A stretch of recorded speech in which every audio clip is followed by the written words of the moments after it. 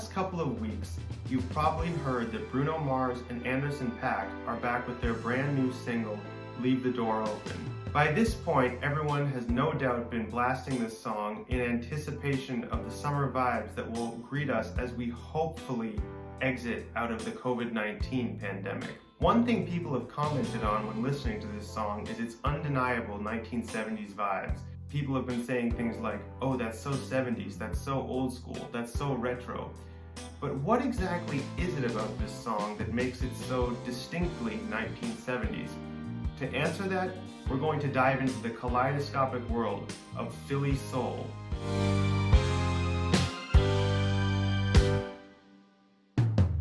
It's so cool that Bruno Mars and Anderson .Paak decided to revive this style of music because out of the entire history of R&B soul music, it's actually one of the more underrepresented and obscure subgenres in the canon. Prince revived it a bit in the mid-90s by covering a few classic songs on his Emancipation album, and of course the genre saw massive influence in the artists and genres that succeeded it.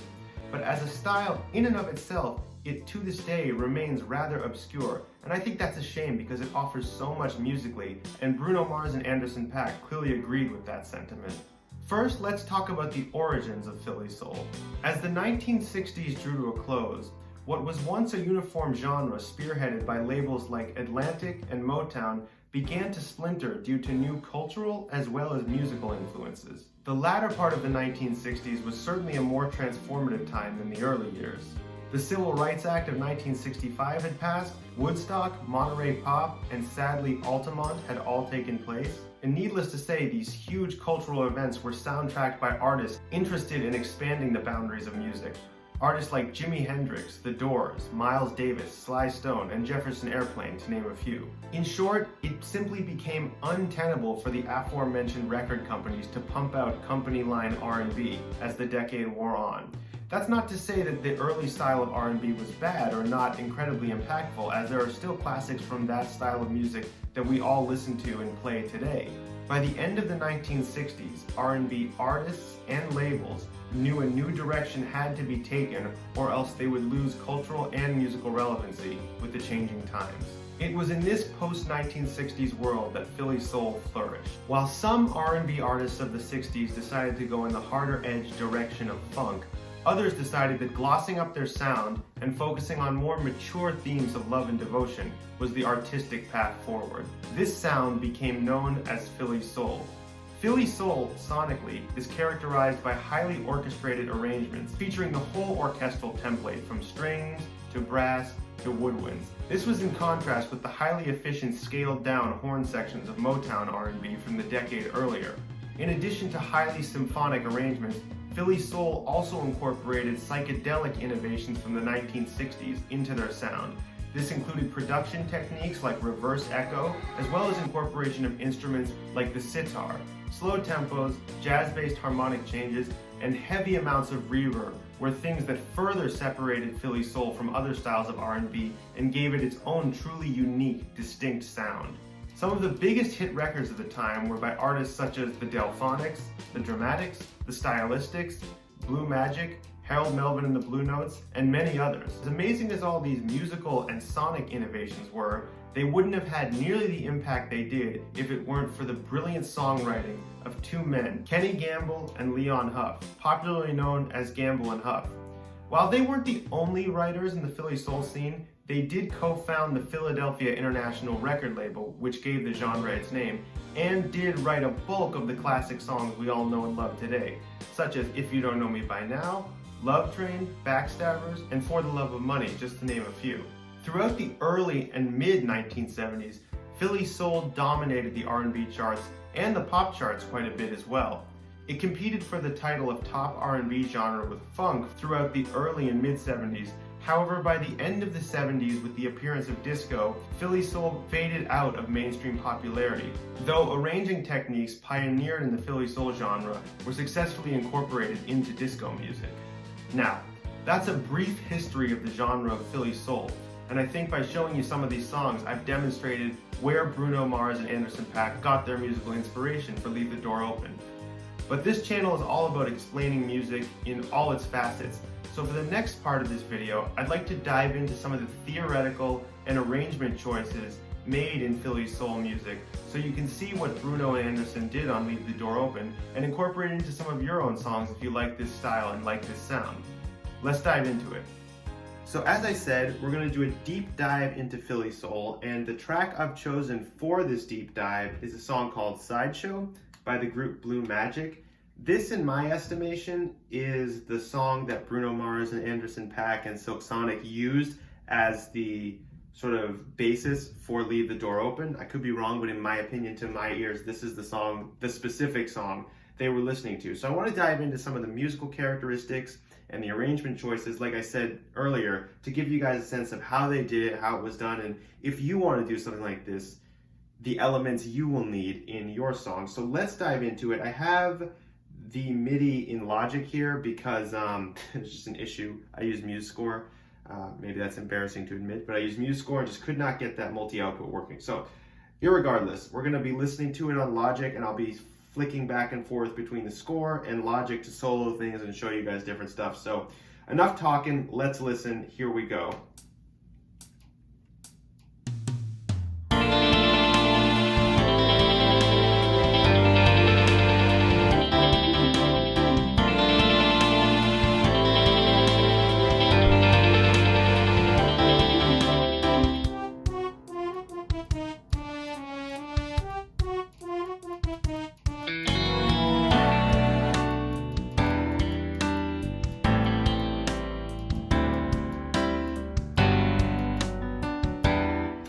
Okay, so there we have the intro of this song.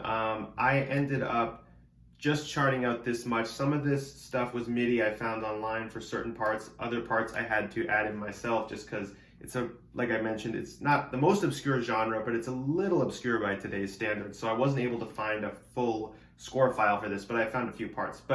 So here we have, I want to dive in to the elements of this song. So first, I want to start with the elements that I mentioned separated out, in my opinion, from other styles of R&B. And so here we have a string quartet. This would be violin 1 and 2, viola, and cello.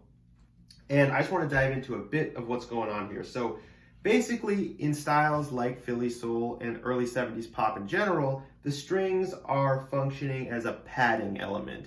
They're not really functioning in the classical senses, those of us who've been trained in it, to follow the rules of counterpoint and to balance the voices and to avoid parallel fifths. In fact, right here, as you see where my cursor is, we have a parallel fifth right off the bat. We have a B flat, an F, going to A, and then E. And it's in terms of in classical stuff, this is as bad as it gets because it's the inner and outermost voices doing this. But we're not in classical music, we're in Philly soul. So, and this is actually exactly what you want, because as people, if you study music theory, I'll just give you guys a little clue. Parallel fifths sort of destroy the independence of the voices, and that's kind of a harsh word, but that was bad in the old days. Today it's good because in doing that, it creates this padding effect. So throughout the song, we have basically this padding effect going on in the strings. We got thirds on top, and then we have root and seventh actually in the middle and lower voice. So we have root and seventh again, root and seventh, and that goes on. And here we have the same figure again, basically, and a little bit different stuff going on here in the hits, not the exact same chord configuration, but again, not too concerned about parallel fifth movement here. So that's one thing to note, maybe not that important, but you don't need to follow the rules when you're doing strings for music in this style. Another thing to note, we have a French horn here.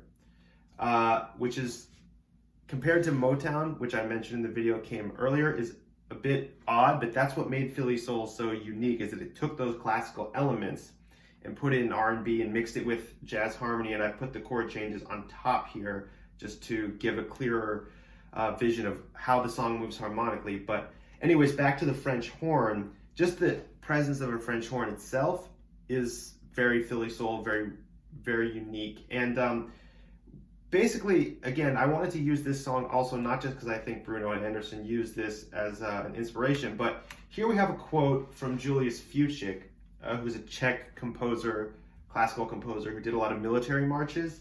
And so again, it just further cements that connection between Philly soul and classical music that I think is very interesting. But again, with the French horn, not too concerned about the rules here. We have ninths going on right here.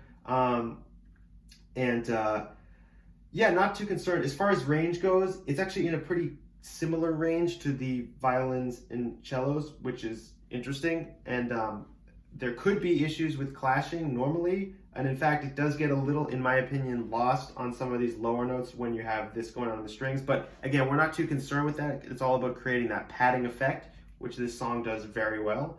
And let's highlight some of that right now. I'm going to switch over to Logic here and just solo some of this. Oh, I'm just going to solo some of this so you can hear what I'm talking about.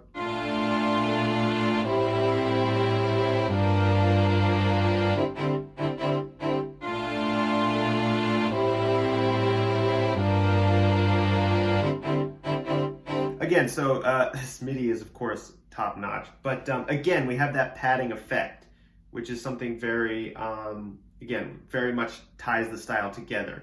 So that's one thing. And it follows the changes that I indicated we have going on here. And again, so let's take a look. We have a harp here in broken triplets. Very interesting. Let's fly over here and just solo that because I find that to be very interesting, nice effect. Right? Very nice. Just nice little transitioning element we have in the song. So again, so the key thing to take away from all this is the rules of arranging orchestral stuff. Don't need to worry about it too much, and pick interesting combinations of instruments by pop music standards.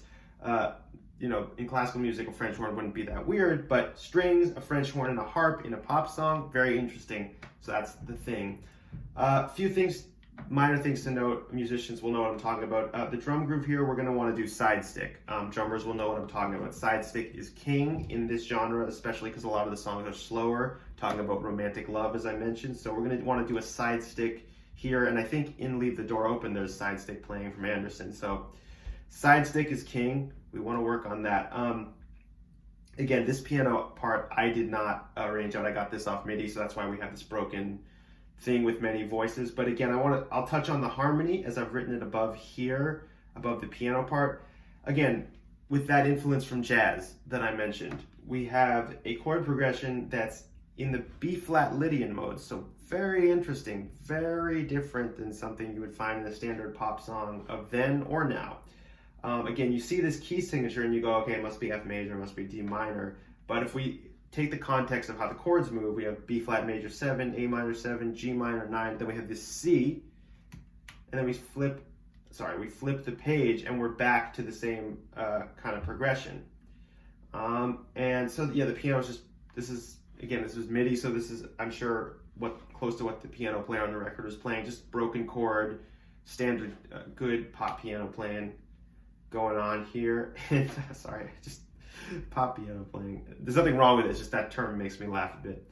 All right, and so then here, this is where the verse begins. And again, I didn't chart out the whole song, so I think we can get the effect enough right here. There's a modulation to G major. Again, judging by how the chords move, in my opinion, we're now in the key of G major. So again, the thing to note about Philly soul, that jazz influence, we're moving around, we're modulating a lot more mixed with this orchestration.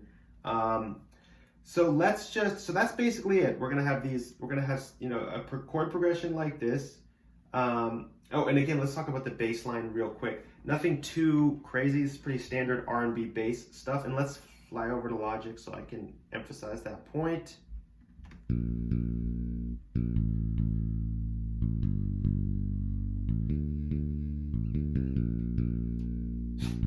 That MIDI is really funny.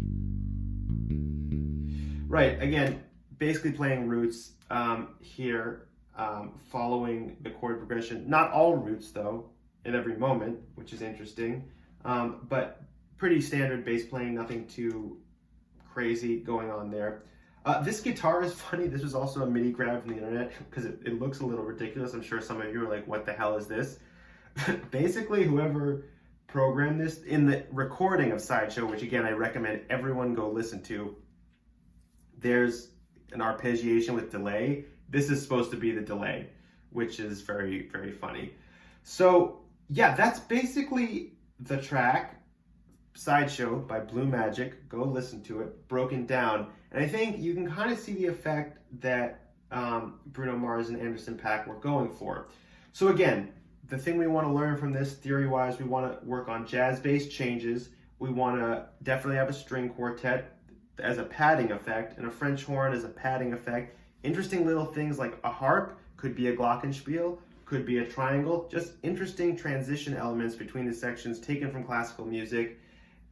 Slow side stick groove, and yeah, and then I wasn't able to touch on the production elements here because that would be a lot to produce this little demo I've made. But basically, as I mentioned in the video, you're going to want a lot of reverb, and you're going to want to use a lot of psychedelic tape effects, which the Philly Soul guys use a lot, which again is what to me made the genre so interesting and made it such a cool thing that Bruno Mars revived it. So that's all I have to say on that.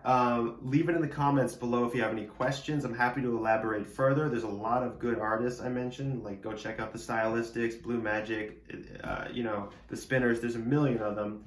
And I hope you guys like this. I hope you learned something. And I'll be back next week with some kind of genre breakdown of something or some obscure album that I want to cover. But thank you so much for watching me. Hope you learned something. See you next time.